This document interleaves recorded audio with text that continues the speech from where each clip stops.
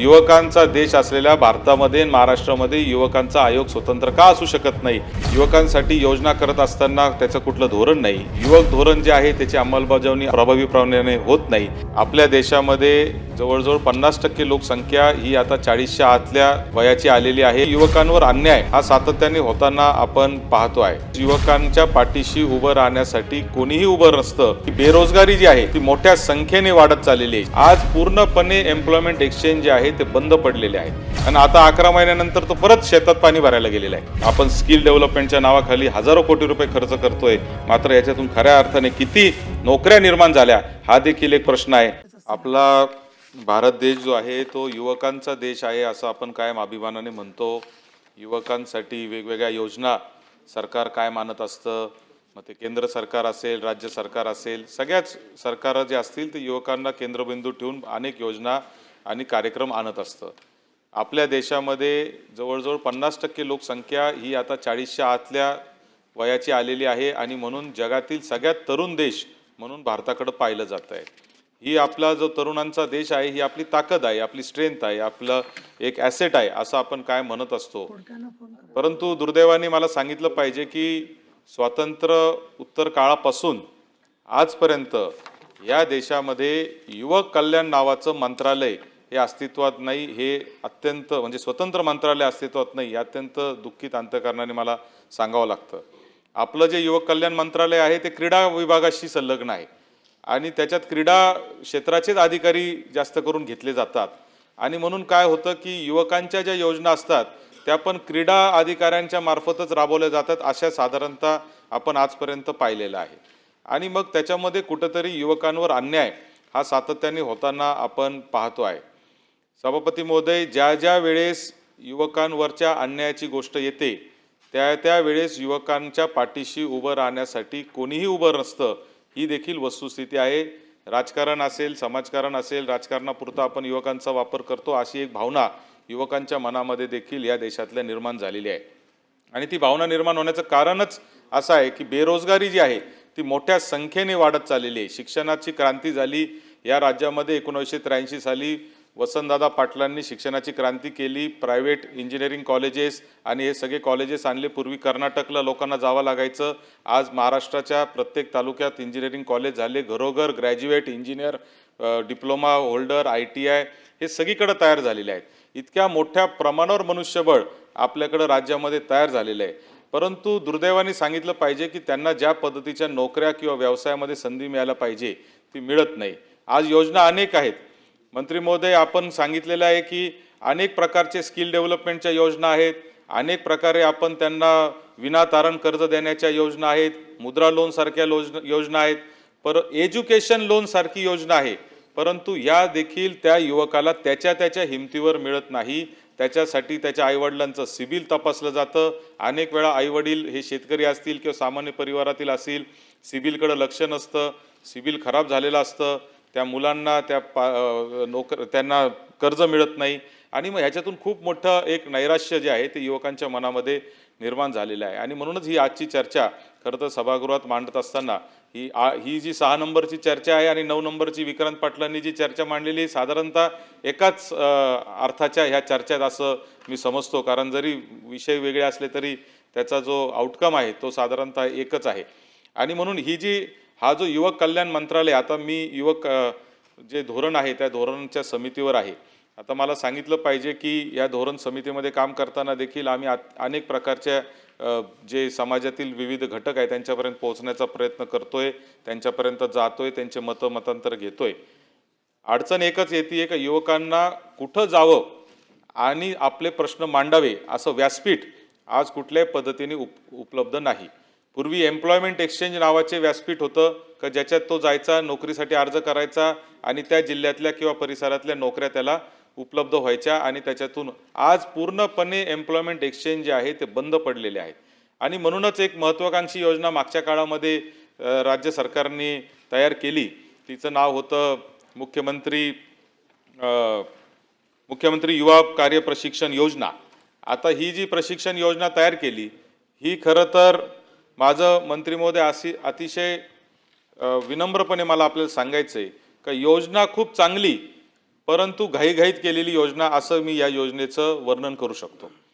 कारण निवडणूक तोंडावर आलेली होती, काहीतरी करायचं होतं युवकांसाठी आणि म्हणून आपण तातडीने ही योजना काढली. ती योजना करताना ती नोकरी आहे का इंटर्नशिप आहे हेच आपल्या मुलांना कळलं नाही.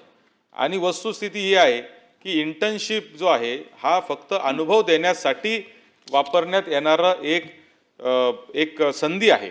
परंतु दुर्दैवाने युवकांना ते कळालं नाही. युवकांना असं वाटलं की ही नोकरीच आहे. बरं, त्याच्यातही आपण घाईघाईने केलेलं असल्यामुळं त्याच्यामध्ये अटी शर्ती ज्या होत्या, त्या नियुक्तीचं जे पत्र होतं त्या पत्रामध्ये एक अट आपण अशी टाकली 17व्या नंबरला, की त्याच्यामध्ये टाकलं की जर त्या आस्थापनाला वाटलं की तुमचं काम चांगलं आहे तर ते तुम्हाला कायमस्वरूपी नोकरीत घेतील. आता तीच एक अट पकडली आणि सगळे युवक जे आहे ते या इंटर्नशिपला नोकरीच्या स्वरूपात परावर्तित करावं म्हणून मागं लागले. म्हणजे योजना चांगली, परंतु कम्युनिकेशन खराब झाल्यामुळं हा सगळा संभ्रमावस्था ही युवकांमध्ये निर्माण झाला. त्याचा परिणाम असा झाला की 1,34,000 युवकांच्या प्रतिनिधींनी नागपूरला मोर्चा काढला. त्यांना आपण सांगितलं की नाही नाही तुम्हाला आम्ही नोकरीमध्ये घेऊ. आता तो मोर्चा आला होता, त्याला आश्वासन दिलं, पुढं काय झालं माहीत नाही. त्याच्यानंतर आज अशी परिस्थिती आहे की जवळजवळ 5,500 कोटी रुपये आपण मागच्याही बजेटमध्ये ठेवले होते. आताही जवळजवळ 5,500 कोटी रुपये या योजनेसाठी आपण बजेटमध्ये ठेवलेले आहेत. 10 लाख युवकांना आपण इंटर्नशिप देणार असं सांगितलं होतं. प्रत्यक्षात मात्र आपण जर आकडेवारी पाहिली तर फक्त 52,000 म्हणजे सुमारे 52,000 युवकांना आपण इंटर्नशिप दिलेली आहे. म्हणजे 10 लाखाचं उद्दिष्ट ठेवलं, परंतु 50-55,000च युवक जर याच्यामध्ये येत असतील तर कुठंतरी मला असं वाटतं की या योजनेवरचा विश्वास हा युवकांचा उडालेला आहे. ही देखील वस्तुस्थिती आहे. आणि म्हणून मला मंत्री महोदय आपल्याला या निमित्ताने सांगायचं आहे का ही योजना जर आपण चालू ठेवणार असू आणि जर या योजनेला पुन्हा एकदा बजेटमध्ये जर आपण तरतूद केलेली असेल तर निदान ह्याचा सुसंवाद आपल्याला युवकांशी चांगल्या पद्धतीने केला पाहिजे की ही योजना नेमकी कशासाठी आहे, ही योजना कशासाठी आहे ते व्यवस्थितपणे कळवलं पाहिजे. ही नोकरी नाही आहे. आपल्याकडं सभापती महोदय अत्यंत मला म्हणजे विचित्र परिस्थिती अशी निर्माण झालेली आहे की आपण भरती कोणत्याच करत नाही सध्या सरकारी कार्यालयांमध्ये किंवा कमी भरत्या करतोय. मग भरती करत नसल्यामुळं आपण टेम्पररी बेसिसवर किंवा कॉन्ट्रॅक्ट बेसिसवर लोकांना घेतोय, कारण काम आपलं चाललं पाहिजे. कॉन्ट्रॅक्ट बेसिसवर आलेल्या माणसाला पगार कोणती तरी कंपनी देते किंवा थर्ड पार्टी देत असतं, परंतु तो सरकारी कार्यालयात काम करत असतो. त्याला वर्ष 5 वर्ष 10 वर्ष कंपन्या बदलतात, थर्ड पार्टी बदलते, पण माणूस तोच राहतो. आणि मग 10-10 वर्ष आम्ही काम केलंय, आता आम्हाला कायमस्वरूपी नोकरीत घ्या अशी मागणी त्यांच्याकडून यायला लागते. त्यांची काही चूक नाही, त्यांनी 10-10 वर्ष एका कार्यालयात काम केलेलं आहे. वास्तविक त्यांची नियुक्ती 11 महिन्यासाठीच केलेली आहे, परंतु कंपन्या ते परत देत राहतात. आणि तशीच परिस्थिती या मुख्यमंत्री युवा कार्यप्रशिक्षण योजनेमध्ये देखील झाली. इंटर्नशिप हा प्रकार आजही ग्रामीण भागातल्या मुलांना 100% समजत नाही. आजही त्यांना या नोकरीसाठी आणि वस्तुस्थिती इतकी चांगली योजना आणली. खरं तर मी सरकारचं अभिनंदन करतो. ही योजना आणण्याचं कारणच हे होतं की फ्रेशर लोकांना नोकरी मिळत नाही शिक्षण होऊन बाहेर पडलेल्याला, आणि म्हणून त्याला एक 6 महिन्याचा अनुभव जर मिळाला, त्याच्या बायोडाटामध्ये जर 6 महिन्याचा अनुभव असेल तर त्याला नोकरी लागेल, असं एक चांगला उदात्त हेतूने आपण ते केलं. परंतु कम्युनिकेशन व्यवस्थित न होऊ शकल्यामुळे ती योजना माझं असं म्हणणं आहे की यशस्वी होऊ शकली नाही. आज 10 लाख लोकांच्या नावाखाली आपण टार्गेट ठेवलं, परंतु 52-53 हजार लोकांनीच फक्त मागच्या वर्षी याचा फायदा घेतला. आमच्याकडे तर मी सहज आकडेवारी सांगतो की पुणे जिल्ह्यात फक्त 16,373 लोकांनी याचा फायदा घेतला. त्याच्यात नाशिकमध्ये 13,216नीच फक्त फायदा घेतला. मुंबई शहरात तर फक्त 631 लोकांनीच याचा फायदा घेतलेला आहे. ही आकडेवारी आपल्या वेबसाईटवरूनच आम्ही घेतलेली आहे. म्हणजे मुंबईसारख्या शहरामध्ये फक्त 631 लोकांनाच ह्याचं महत्त्व कळालं, किंवा त्यांच्यापर्यंत ती योजना पोहोचली नाही, किंवा त्यांना ती खरी कळाली की बाबा ही इंटर्नशिपच आहे, ही नोकरी नाही, म्हणून ते तिथं गेले नाही. असं काहीतरी त्याचं कारण असू शकतं. पण मला असं वाटतं की जर ही योजना पुढे चालवायची असेल तर शासनाने याच्यामध्ये खूप चांगल्या पद्धतीने त्याचं डिझाईन केलं पाहिजे.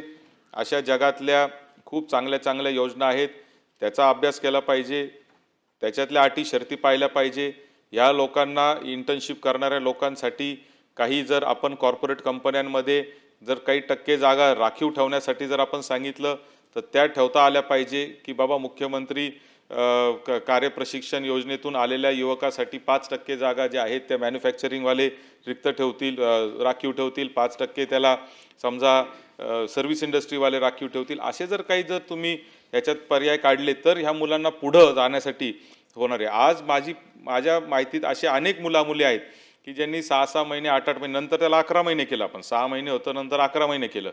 11 महिन्यानंतर ते घरी बसलेले आहेत आणि परत म्हणजे शेतात काम करत होता, त्याला ही योजना आली, तो कुठेतरी सरकारी कार्यालयात शाळेत बिळेत इकडे तिकडे कुठेतरी कामाला गेला. 11 महिने त्यांनी काम केलं, त्याचे पैसे पण वेळेवर मिळाले नाही. त्याचे पैसे अजूनपर्यंत लोकांना मिळतातच आहे आणि आता 11 महिन्यानंतर तो परत शेतात पाणी भरायला गेलेला आहे. ही वस्तुस्थिती आहे. आणि म्हणून ही जर योजना जर आपल्याला खरंच युवकाचं हँड होल्डिंग ज्याला आपण म्हणतो ते जर करण्यासाठी असेल तर त्याच्यासाठी त्याचं पुढचं देखील प्रक्रिया ही असली पाहिजे. त्यामुळेच लाभार्थ्यांमध्ये प्रचंड असंतोष आहे. सभापती महोदय, मला या निमित्ताने एक महत्त्वाचा मुद्दा जो खरं तर 9 नंबरच्या चर्चेमध्ये विक्रांत पाटलांनी टाकलेला आहे, पण ते 9 मध्ये 9 मध्ये चर्चा होणार आहे ना. हा पण तो मी आत्ताच या निमित्ताने असं सांगतो की युवकांच्यासाठी युवक कल्याण स्वतंत्र मंत्रालय नाही, युवकांसाठी योजना करत असताना त्याचं कुठलं धोरण नाही, युवक धोरण जे आहे त्याची अंमलबजावणी प्रभावीपणे होत नाही. आणि त्यासाठी या युवकांच्या न्याय हक्कासाठी युवकांचा पण आयोग असला पाहिजे. जर SC-STचा आयोग असू शकतो, जर महिलांचा आयोग असू शकतो, तर बालकांचा आयोग असू शकतो, सगळ्यांचा आयोग असू शकतो. तर युवकांचा देश असलेल्या भारतामध्ये महाराष्ट्रामध्ये युवकांचा आयोग स्वतंत्र का असू शकत नाही, हा खऱ्या अर्थाने माझा या निमित्ताने सरकारला सवाल आहे. आपण स्किल डेव्हलपमेंटच्या नावाखाली हजारो कोटी रुपये खर्च करतोय, मात्र याच्यातून खऱ्या अर्थाने किती नोकऱ्या निर्माण झाल्या हा देखील एक प्रश्न आहे. आणि म्हणून मंत्री महोदय, आपण या विषयावर सकारात्मक असं आपल्याकडून मोठी अपेक्षा आहे. आपण स्किल डेव्हलपमेंटमध्ये चांगलं काम करत आहात. ITI मला सांगितलं पाहिजे सभागृहाला की ITI कॉलेजेसमध्ये अतिशय चांगल्या पद्धतीचं काम हे मंत्री महोदयांचं लक्ष ते जेव्हापासून द्यायला लागले तेव्हापासून सुरू झालेलं आहे. मला असं वाटतं की याचा कुठेतरी फायदा हा आता प्रत्यक्ष नोकरी मिळण्यामध्ये युवकांना झाला पाहिजे, अशी माझी या निमित्ताने विनंती आहे. मंत्री महोदय.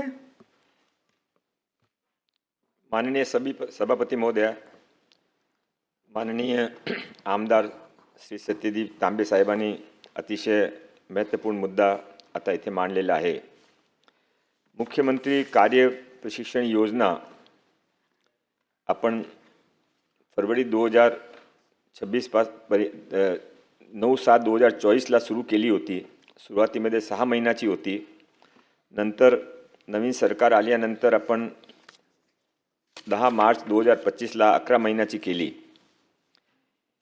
आजपर्यंत आमच्याकडे जे फिगर आहे त्यामध्ये 1 लाखपेक्षा जास्त लोक इथे रजू झाले होते आणि त्यामध्ये कमी लोकांनी 11 महिने कंप्लीट केला असेल म्हणून ते आपल्या वेबसाईटमध्ये जे फिगरमध्ये डिस्क्रिपन्सी दिसत आहे. पण हा पूर्वीपासून हा योजनाचा उद्देश फक्त इंटर्नशिपचा होता. कुठेही आपण नोकरीसाठी गेले तर ते विचारता की तुम्ही कुठे काम केलेलं आहे, तुमचा एक्सपिरियन्स काय. त्यासाठी आपण हा योजना आणली होती.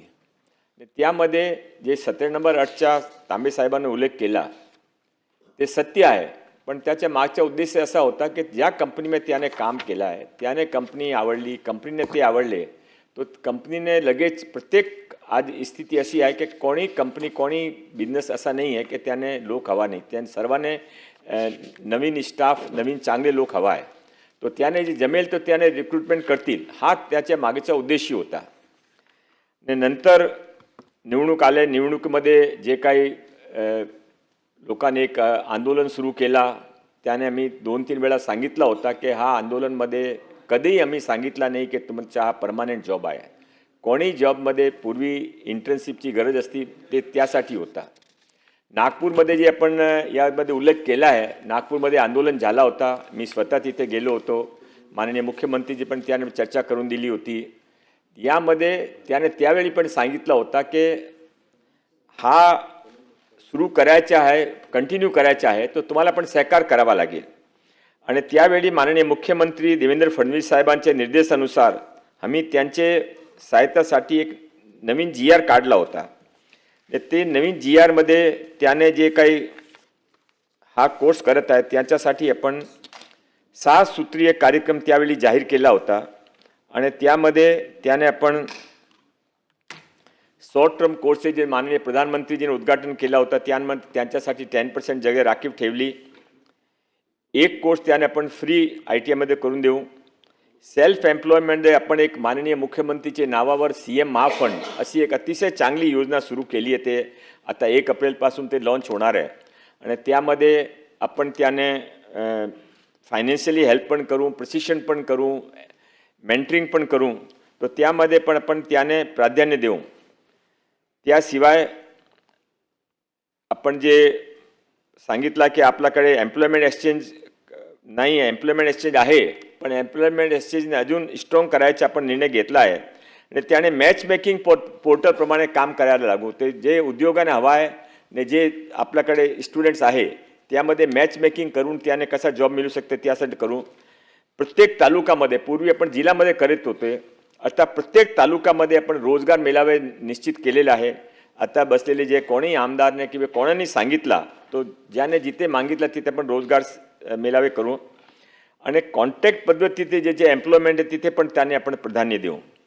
तो माननीय सभापती महोदय आपण ते प्रामाणिकपणे प्रयत्न केला आहे की त्यांच्यासाठी आपण जे काही आपले विद्यार्थी आपल्याकडे आले होते त्यांच्यासाठी आपण चांगली रीतीने काम करू. माननीय तांबे साहेबांनी सांगितलं की आपले युवक कल्याण मंत्रालय नाही आहे. तो तांबे साहेब आपल्याकडे युवक कल्याण मंत्रालय तर नावातच नाही आहे, पण युवक कल्याण मंत्रालय काम करत आहे आणि त्यांचे मंत्री आहे माननीय मुख्यमंत्री देवेंद्र फडणवीस साहेब. आम्ही प्रामाणिकपणे सांगतो, आपण युवकासाठी जे आज महाराष्ट्रामध्ये चाललं आहे ते कधी न होताने देशामध्ये कुठेही नाही आहे. आपण फॉरेन इन्व्हेस्टमेंटमध्ये, नवीन इन्व्हेस्टमेंटमध्ये, नवीन फॅक्टरीजमध्ये नंबर 1 आहे. इन्फ्रास्ट्रक्चरमध्ये नंबर 1 आहे. सोलर एनर्जी, इलेक्ट्रिसिटी प्रोडक्शनमध्ये नंबर 1 आहे. आर्टिफिशियल इंटेलिजन्समध्ये नंबर 1 आहे. GDPमध्ये आपण नंबर 1 आहे. माननीय सभापती महोदय, हे जे सर्व महाराष्ट्र नंबर 1 चालला आहे त्याच्या बेनिफिट सर्वात जास्त कोणाने होणार आहे तो आपले युवक युवत्यांना होणार आहे. आणि त्याच्यासाठी ते आता जे एक मिसिंग लिंक आहे, आपल्याकडे मोठी संख्यामध्ये युवा उपलब्ध आहे, युवती उपलब्ध आहे, त्याने जॉब पाहिजे. मोठा इन्व्हेस्टमेंट आलेला, फॅक्टरी लागली आहे, बिझनेस आलेला आहे, त्याने मुलामुली पाहिजे. तो जे मिसिंग लिंक आहे ते मिसिंग लिंक काय आहे? तो मिसिंग लिंक अशी आहे की ते अप स्किलिंग आणि स्किलिंग. त्यासाठी आम्ही प्रयत्न सुरू केला आहे. मुला मुलींना आता एक फिक्स जॉब आहे, ब्ल्यू कॉलर जॉब, तेच जॉब पाहिजे, त्याशिवाय त्याने काय करायचं नाही. माननीय सभापती महोदय, स्किलिंगमध्ये इतका बेनिफिट आहे. एक प्लंबरने आपण 15,000 रुपये किंवा 25,000 रुपये देता. हे प्लंबरने थोडी आपली स्किलिंग केली ने बिलो वॉटर प्लंबिंगचा काम शिकला तो कमीत कमी त्याने 2 लाख रुपये मिळू शकता. तो माननीय सभापती महोदय, त्यासाठी आपण काम सुरू केलं आहे. ने युवा धोरणसाठी तर पण सांगितलं ऑलरेडी, आपण पण समितीमध्ये आहे. तो नवीन युवा धोरण समिती आपण सुरू केली आहे.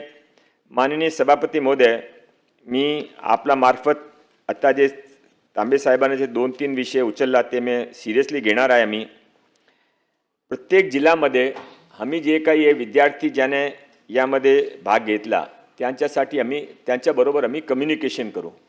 ने कम्युनिकेशन करून त्याने काय अपस्किलिंग पाहिजे किंवा कुठे त्याने जॉब मिळू शकता त्यासाठी आम्ही त्यांची हँड होल्डिंग करू. हा सरकार फक्त पॉलिटिकल स्टेटमेंटसाठी किंवा भाषणासाठी नाही आहे. तुम्ही बघू शकता की सरकारची कामाची गती फार तीव्र आहे. जे काही प्रॉब्लेम दिसेल आम्ही ते हेड ऑन फेस करतो आणि त्यांचं सॉल्युशन कसं करायचं ते प्रयत्न करतो. आज जे काही आपण इथे सांगितलं आहे ते सर्व आपण पूर्ण करू. मला आपली विनंती आहे की ते एक आपण समितीचं गठन पण माननीय मुख्यमंत्रीजी चर्चा करू युवकासाठी, रोजगारसाठी. ते जे काही एम्प्लॉयमेंट एक्सचेंजचा पण जे विषय उचलला त्यासाठी आपण एक समिती गठीत करायला हवा आहे असं मला मनामध्ये आहे. तर मी माननीय मुख्यमंत्री चर्चा करून ते समितीचं गठन करू. आणि माननीय सत्यजित तांबे साहेब, मी आपला परत एक वेळा विनंती करतो की हे जे काही आपला प्रश्न होते सर्व प्रश्न सिरियसली घेणार आहे. ने तुम्ही नेहमी युवकासाठी आणि एम्प्लॉयमेंटसाठी बोलता, आम्हाला त्यासाठी काही आम्ही पण शिकतो. आज जे पण आपण विषय मांडला आहे ते सर्व विषय आपण 3 महिन्याच्या आत मार्गी लागू असं आपलं मी वचन देतो. धन्यवाद.